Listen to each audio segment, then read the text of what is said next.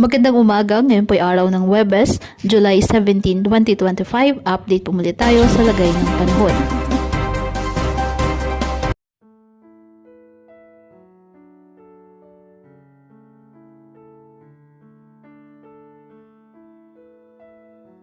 Bagyong Krising patuloy po na minomonitor at inaasahang lalakas pa. Nagpapaulan na ito ngayon sa maraming bahagi ng ating bansa kasabay po ng pinalakas nitong hanging habagat o southwest monsoon. May lakas ng hangin na aabot sa 45 km per hour malapit sa sentro at pagbugsong aabot sa 55 km per hour.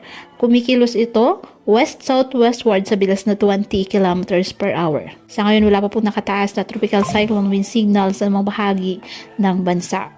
Pero inaasahang magtaas na ang pag-asa sa mga susunod na oras. Ang pinagsamang epekto ng bagyong Krising at ang pinalakas nitong habagat ang siyang magpapaulan sa maraming bahagi ng ating bansa.